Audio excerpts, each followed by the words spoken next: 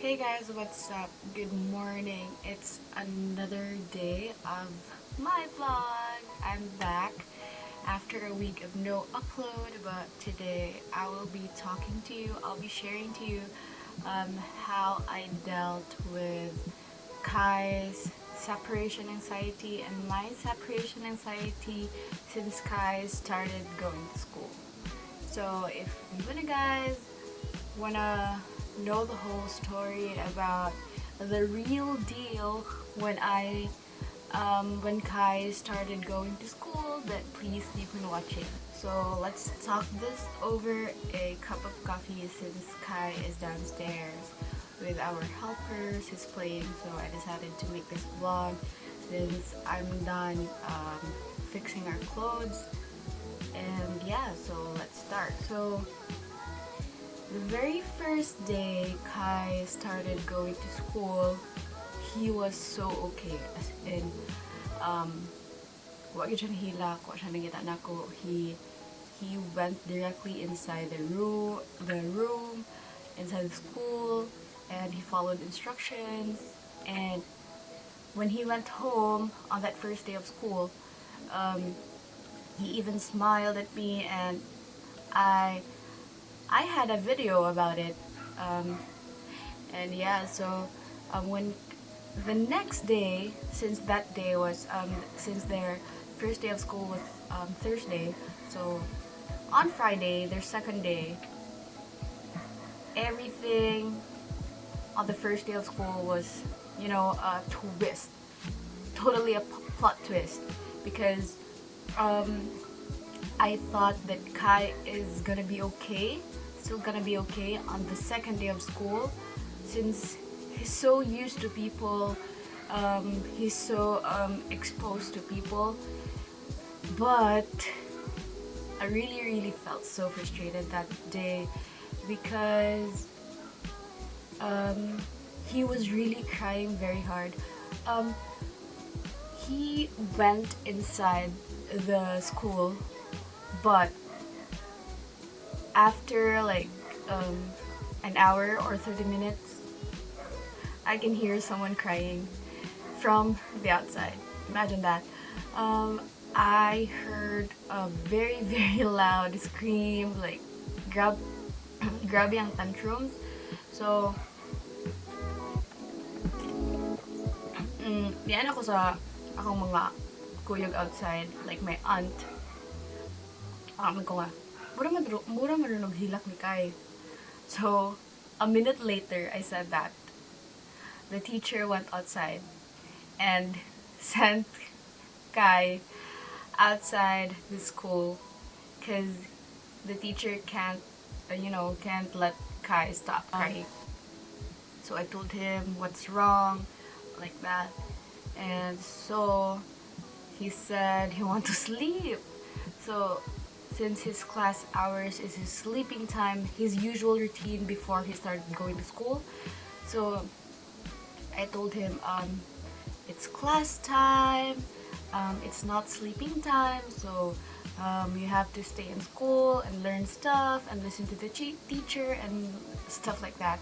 So I let him understand that the routine is gonna change and the situation is gonna change, but he really did not stop crying. So what I did was, like, I went inside the classroom with him so that like he will know that I won't leave him, and he'll know that I'll be there supporting him, like that. So he did not stop crying even. And I really don't know why, but what my analysis is that maybe because his usual routine changed. Like he thought that his going to school was like just for one day, and the next day after is like going back to the usual routine. But yeah, wa pa siya ka-adjust ato ka time. So I gave myself time para maka-adjust. But on the next week, on the next week, as in the whole week, Kai is still crying even more, even if I went inside the classroom. So I really got frustrated because he's not like this. Kai is not like this. He loves to play. He loves to read. He loves to like stuff like that. He loves to learn. Even when you incorporate learning and playing, something like that, he loves it. But I really don't know why it happened. So that's why I really got frustrated. So a lot of questions came inside my mind, like I even reached to the point that I googled like I googled stuff like when is the exact, or what is the exact age will you send your child to school. So I even googled it. So when I googled it, it says there that like I've researched the best age most people send their kids to school at around 2 to 3 years old. Most kids started like that. So what's something like, after I read that, I felt like, okay, maybe this is the right it's the right time, since Kai also has lots of potential in like learning. So after searching that, or after I googled that, so merghawasan ko, then the next day or the next week even,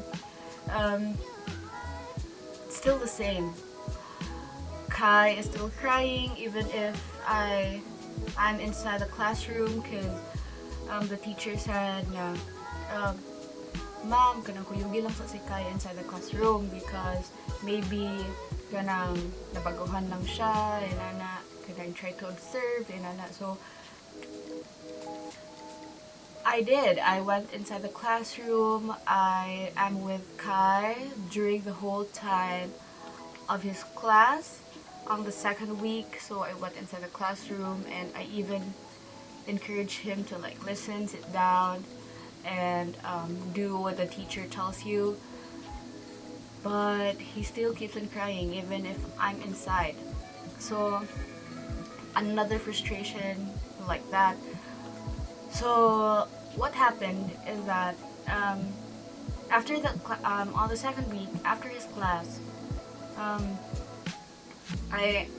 every time after his class, I always ask him what did he do in school, and I always tell him I always ask him, did you listen to your teacher, even though I went inside the classroom with him. So when I asked him during their whole class that I was like observing, so he was still crying and he wanted to be with me, like he won't sit down if I won't sit down with him.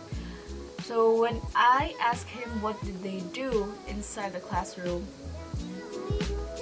he told me that the teacher told them a story, and when I asked him what the story is all about,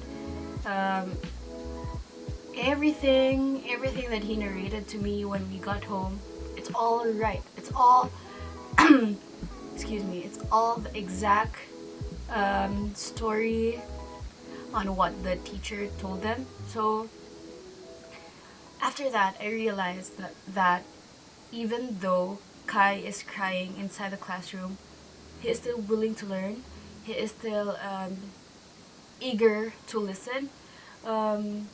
He is still he's so observant. He knows his classmates, even though he keeps on crying inside the classroom. So after that, I then realized that I won't give up, like because I'm already at the verge of letting Kai stop going to school, because maybe he's so small, he's still so young. At his age, he still want to play, like pure play and not learning like that. So after that, I realized like Kai has so much potential in learning. So like every night, before going to bed or when Kai is already asleep, I always take time to ponder on the day. Like I thought of a lot of things, a lot of reasons why Kai is like that. Why is Kai acting that way in school? So the reasons are Kai is so attached to me, like 24/7 he is with me, and there's no other person who took care of him but me. If he's with it, if he's with our helpers, like the only time he's gonna be with our helpers is just playing time outside our house. Like he don't want our helpers to give him a bath, and he don't want some other people to like feed him. So, and since I'm a full-time mom, that's why Kai is like that in school. So maybe he thought that like every time he's inside the classroom, I'm leaving him. So on the third week, I always tell him like before he goes inside the classroom or before he goes inside their school, when they line up outside during their assembly, I always tell him like, Kai, I'm always outside the school waiting for you, and mommy won't leave you. So after your class, I'm always there. When you go out from the door, you can see me. So I always tell Kai that, and thankfully after like 3 weeks of so much crying, maybe slowly he understood. So little by little he already adjusted, and thankfully also we didn't reach a month of that situation. But just yesterday, just yesterday, Kai is still crying. Today is September 11, so yesterday, September 10, Kai was crying like, Mommy, ayaw ko ibilin sa school. Dili ko ibilin. Kuyog lang ta, blah blah blah, and stuff like that. So since I already know the deal, so I calmed myself and told him again that I'll be waiting outside the classroom, outside the school. I'll just be sitting there outside the school waiting for you all the time, and I won't leave you like that. So he said like, ani pagkastorya, naghilak siya. Okay, mommy, bye. So like that. So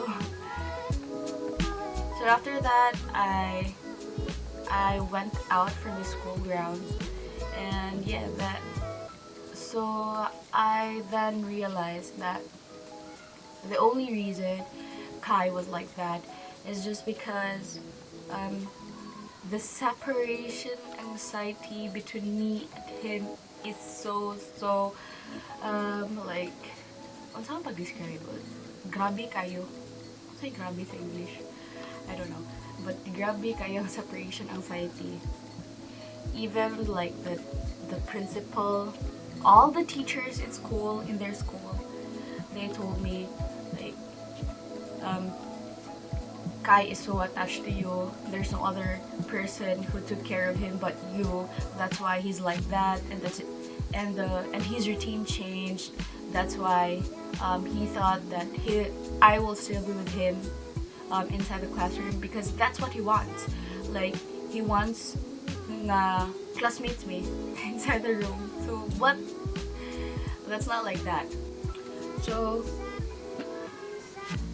on the course of that month, during those times, I realized 5 things. Like Mom, as a single mom, I realized like these 5 things. First, you need to communicate with your child, with your son or with your daughter. You need to talk to him stuff, because even to the little stuff that you want to talk, you need to have that communication, because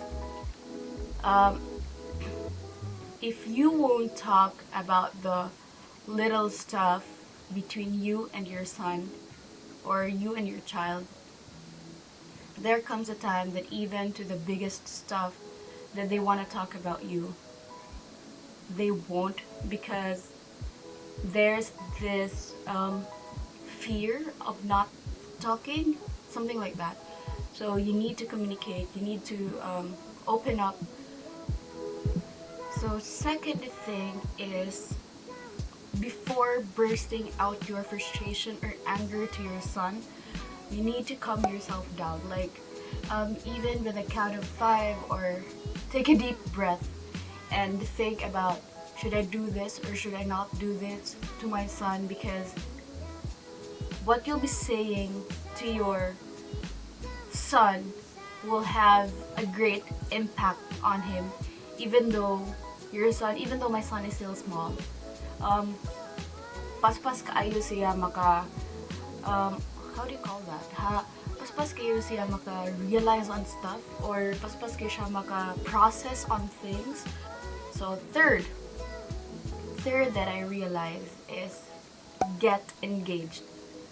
So by saying, in my experience, saying getting engaged with all my son's school activity, even though it's just the ordinary school day, it's not like big school events, you get engaged. Because if you get engaged to your son's school activities or school assignments, or you spend time with him, they feel important. Kids feel important when you spend time on them. Not the material things that you buy that makes them feel important, but it's your time, it's your engagement to anything that they do. So in my situation, it's also an advantage for me, because Kai's school is my school before. It's so good to feel like my son is home, and you know that your kid is loved in their second home. So fourth is, do not easily give up. So give yourself time of adjustment. I think this applies in everything. This applies in our life. Don't give up no matter what life throws at you. So no matter what your kid, or no matter what your kid throws tantrums, don't easily give up and don't easily give in. Because kids are such good manipulators. Madalang ka sa hilak-hilak, or dili lang kayo masoften imong heart. Because when Kai was going to school and he's throwing those tantrums, naka-realize jud ko, or naka-think jud ko nga, karang ipa-stop na lang si Kai og school, like that. So, but there is a certain event that made me realize again na don't let him give up, because he has that very huge potential of learning. So again, don't give up, and give the toughest love you have. Bahalag sakit kaayo sa atong buot makakita sa anak nga naghilak.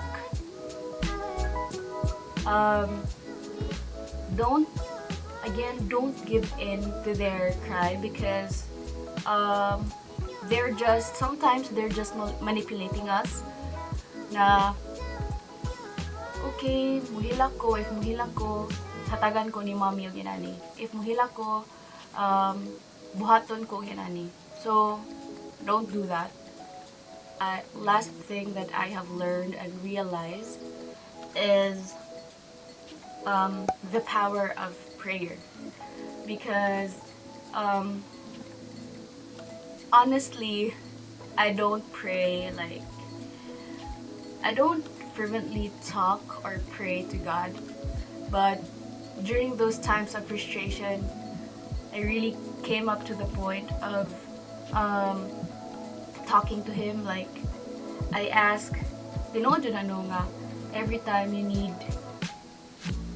help, or every time frustrated ka, you always seek help to God. But tinuod dyan na nga, you don't only go or talk to God during those tough times or during those frustrated times.